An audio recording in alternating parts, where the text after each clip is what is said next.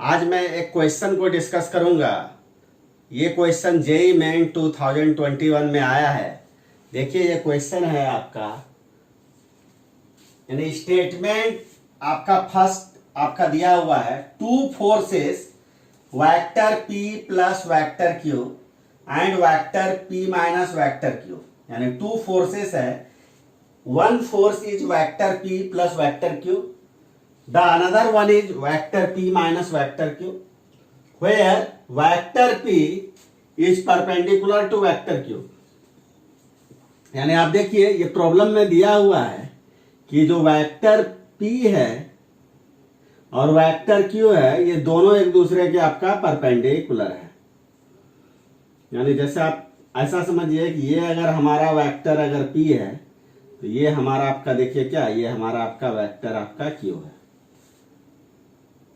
उसके बाद देखिए और क्या इंफॉर्मेशन इस प्रॉब्लम में है, यानी वेक्टर P और वेक्टर Q दोनों एक दूसरे के परपेंडिकुलर है। यानी ये एंगल आपका कितना होगा, आपका ये एंगल आपका 90 डिग्री आपका होगा।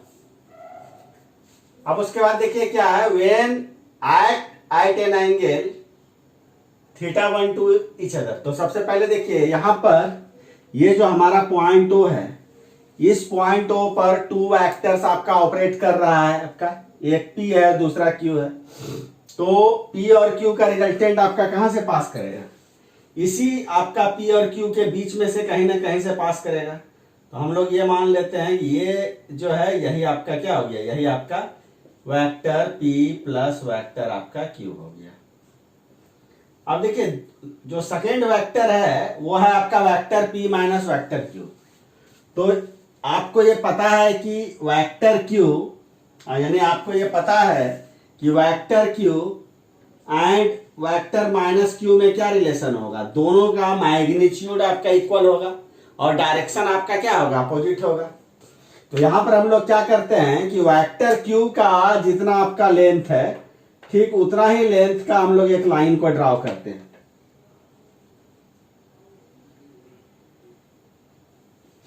यानी वेक्टर Q का आपका जितना लेंथ है उतना ही हम लोग यानी लेंथ का एक लाइन को हम लोग ड्रॉ करते हैं।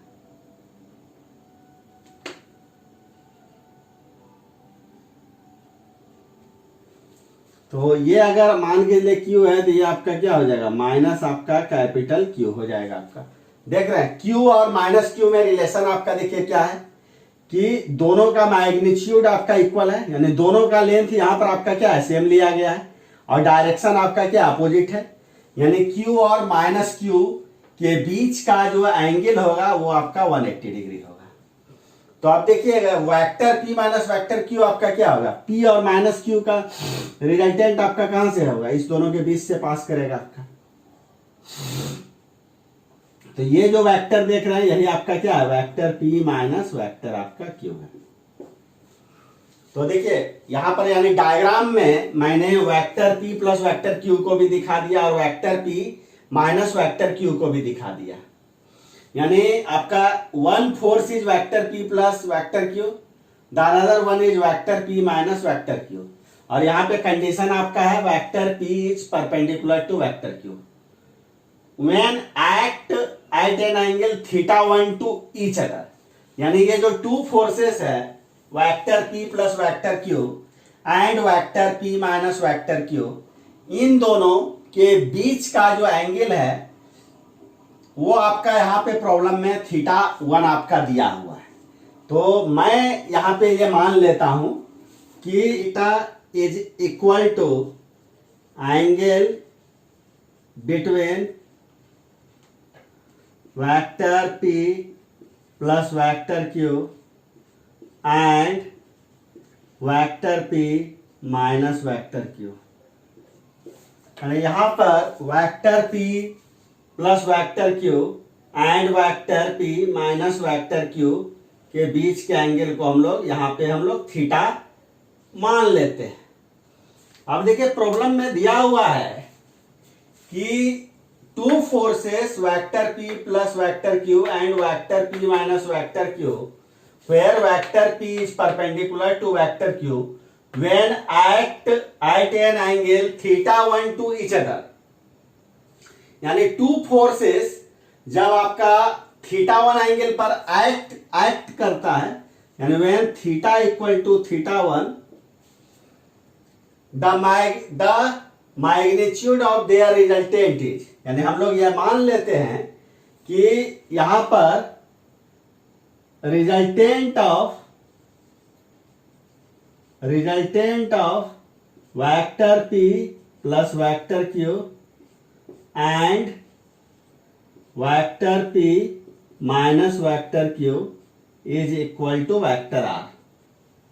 तो प्रॉब्लम में दिया हुआ है कि रिजल्टेंट का जो मैग्नीट्यूड है वो आपका है positive square root of 3p square plus q square, यानी जब ये टू फोर्सेस यानी vector p plus vector q and vector p minus vector q जब ये एक्ट करता है थीटा वन एंगल पर, तब रिजल्टेंट का मैग्नीट्यूड आपका इतना है।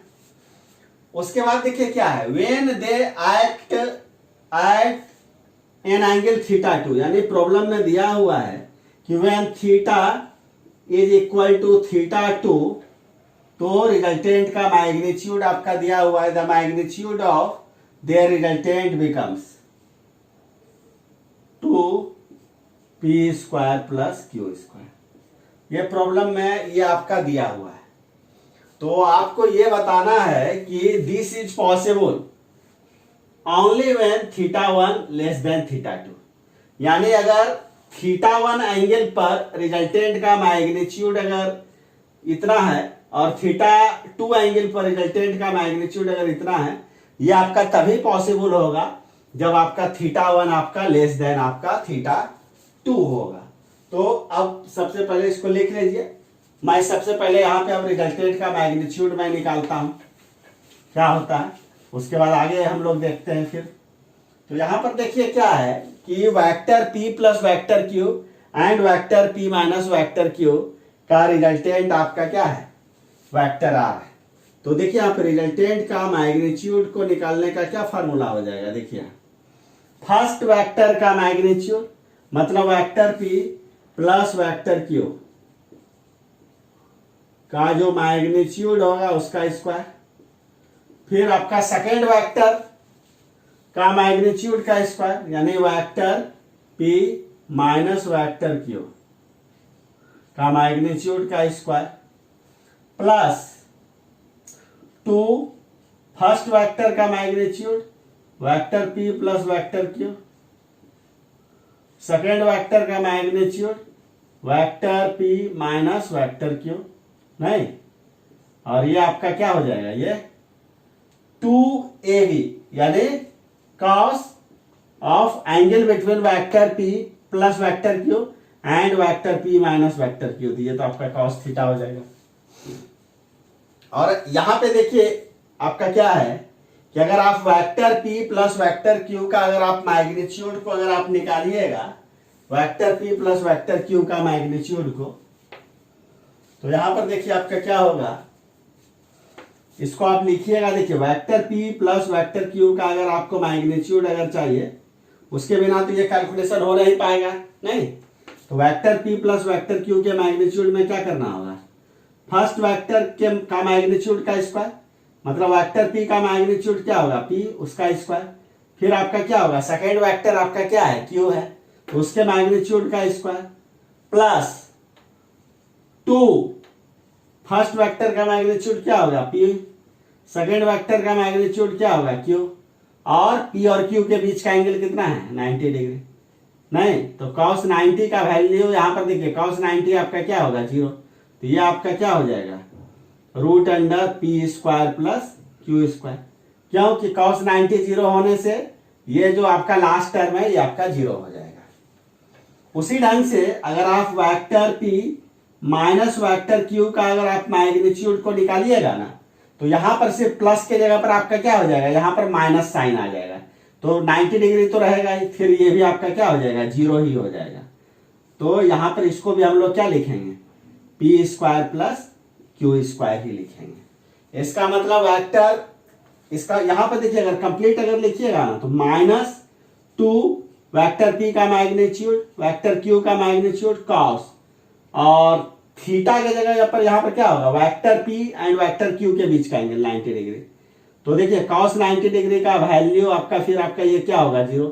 ये पूरा टर्म को आपका क्या है, माइनस के बाद वाला टर्म को 0 कर देगा, यानी ये भी आपका क्या हो जाएगा, vector P square plus Q square. नहीं, तो ये दोनों अच्छे से समझ में आ गया होगा, इसको उतार लीजिए। अब इसी को देखिए हम लोग इसमें अब रख देते हैं। तो यहां पर देखिए इसका जब स्क्वायर करिएगा ना तो क्या हो जाएगा आपका, इसका स्क्वायर करिएगा तो स्क्वायर रूट क्या हो जाएगा, हट जाएगा। तो यहां पर आपका देखिए फर्स्ट टर्म आपका क्या हो जाएगा, P square plus Q square. Second term में देखिए यहाँ पर क्या होगा, सेकेंड टर्म यानी vector P minus vector Q के मैग्नीट्यूड का स्क्वायर जब कीजिएगा फिर स्क्वायर रूट हटेगा, तो क्या हो जाएगा, P square plus Q square. नहीं, प्लस आपका क्या हो जाएगा 2।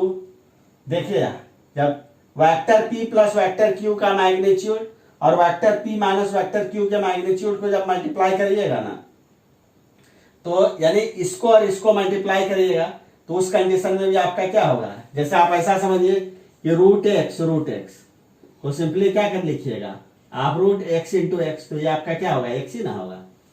तो यहां पर देखिए, यहां पर जब आप इस दोनों को जब मल्टीप्लाई करिएगा ना, vector p plus vector q का मैग्नीट्यूड और vector p minus vector q के मैग्नीट्यूड को मल्टीप्लाई करिएगा इसको और इसको, तो ये मल्टीप्लाइड हो जाएगा किसके साथ, इसके साथ, तो वो सिंपली आपका क्या हो जाएगा, P square plus Q square ही तो होगा।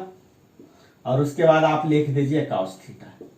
देखिए यही आपका बहुत वीवीआई रिजल्ट है, इसी से ये मेरा प्रॉब्लम आपका सॉल्व आपका हो जाएगा। अब देखिए ये प्रॉब्लम आपका कैसे सॉल्व होगा, इसको थोड़ा ध्यान से हम लोग देखेंगे। देखिए यहां पर है क्या, अगर यहां पे अगर आप ध्यान से अगर आप देखिए तो प्रॉब्लम में दिया हुआ है कि जब आपका थीटा इक्वल टू थीटा 1 है, यानी कहने का मतलब यह है कि थीटा इक्वल टू थीटा 1 पर रिजल्टेंट का मैग्नीट्यूड आपका कितना है, 3 P square plus Q square. यानी आपको three P square plus Q square चाहिए, नहीं तो 1 P square plus Q square दिया हुआ है, सेकेंड भी ये है। तो ये जो टर्म है आपका, ये टर्म को ध्यान से देखिए, ये टर्म भी आपका क्या होना चाहिए, P square plus Q square हो जाना चाहिए, तब ना P square plus Q square, P square plus Q square plus P square plus Q square आपका क्या हो जाएगा, 3 P square plus Q square. और ये टर्म अगर आपका P square plus Q square के बराबर है तो ये आपका देखिए तभी आपका पॉसिबल हो पाएगा जब 2 cos थीटा का वैल्यू आपका क्या हो जाएगा, यानी 2 cos थीटा, और यहां पर थीटा की जगह पर क्या रखना होगा, थीटा 1। तो 2 cos थीटा 1 अगर 1 है तो यहां पर देखिए क्या हो जाएगा, cos थीटा 1 इक्वल टू क्या हो जाएगा 1/2, और थीटा 1 इक्वल टू कितना हो जाएगा आपका 60 डिग्री। नहीं, तो इसको आप उतार लीजिएगा, यानी कहने का मतलब यह हुआ कि एक रिजल्ट तो आ गया कि थीटा 1 इक्वल टू आपका 60 डिग्री आ गया। अब देखिए इसके आगे देखते हैं हम लोग, आगे देखिए कैलकुलेशन में आपका क्या है कि प्रॉब्लम में दिया हुआ है कि अगर थीटा इक्वल टू थीटा 2 पर जो रिजल्टेंट का मैग्नीट्यूड है वो 2 पी स्क्वायर प्लस आपका क्यू स्क्वायर है। नहीं, तो देखिए ये तो तभी ना पॉसिबल होगा, P square plus Q square, P square plus Q square, यानी 2 पी स्क्वायर क्यू स्क्वायर, तो यहीं तक हो गया। इसका मतलब ये टर्म किसके बराबर हो जाना चाहिए, 0 के, और ये तभी पॉसिबल हो पाएगा जब आपका cos थीटा 0, यानी ये कब होना होगा, थीटा इक्वल टू थीटा 2 पर, यानी cos थीटा 2 इक्वल टू आपका 0 हो जाना चाहिए। यानी रिजल्टेंट का मैग्नीट्यूड, देखिए रिजल्टेंट का magnitude theta equal to theta 2 पर है आपका positive square root of 2 P square plus Q square, इतना है। तो हमको स्क्वायर रूट के अंदर 2 P square plus Q square कब मिलेगा, जब ये आपका थर्ड टर्म आपका 0 हो जाएगा, थीटा इक्वल टू थीटा 2 पर 0 होना चाहिए। तो थीटा इक्वल टू थीटा 2 रख दीजिए, cos थीटा 2 0, तो थीटा 2 कितना हो गया आपका 90 डिग्री हो गया, नहीं, यानी थीटा 2 इक्वल टू आपका ये आपका 90 डिग्री हो गया। तो इसमें अगर आप देखिएगा तो जो स्टेटमेंट 1 है वो 100% आपका करेक्ट है, क्योंकि दिया हुआ है कि this is possible only when theta 1 less than theta 2। तो देखिए तो थीटा 1 आपका 60 डिग्री है और थीटा 2 आपका क्या है 90 डिग्री है, तो थीटा वन लेस देन आपका थीटा टू हो गया ना, यहाँ थीटा वन आपका लेस देन आपका थीटा टू हो गया। और स्टेटमेंट टू भी आप अगर ध्यान से देखिएगा ना, ये भी 100% करेक्ट है, क्योंकि in the situation given above theta one आपका कितना है, आपका 60 डिग्री है, थीटा टू आपका कितना है, आपका 90 डिग्री है। तो स्टेटमेंट टू भी यहां पर आपका क्या है, करेक्ट है। तो इसमें देखिए क्या है कि इसमें आपका दिया हुआ है, in the light of the above statements choose the most appropriate answer from the options given below. तो इसमें देखिए एक ऑप्शन है both statement one and statement two are true, ये ऑप्शन नंबर आपका सी है। यानी यहां पर both statement one and statement two are true, यानी यहां पर दोनों स्टेटमेंट आपका सही है, स्टेटमेंट वन भी सही है, स्टेटमेंट टू भी आपका सही है। हमको नहीं लगता है कि इसमें आपको कोई डाउट होना चाहिए। इसमें देखिए क्या है कि इतना जो हमारा लेंदी यहां पर मैथमेटिकल कैलकुलेशन हुआ, तो स्टेटमेंट वन आपका राइट है या रॉन्ग है, इसको बिना इतना लेंदी मैथमेटिकल कैलकुलेशन किए हुए भी हम लोग इस चीज का आंसर हम लोग दे सकते हैं कि स्टेटमेंट वन मेरा राइट है या रॉन्ग है। कैसे, अब इसका ये एक्सप्लेनेशन आप समझ लीजिए।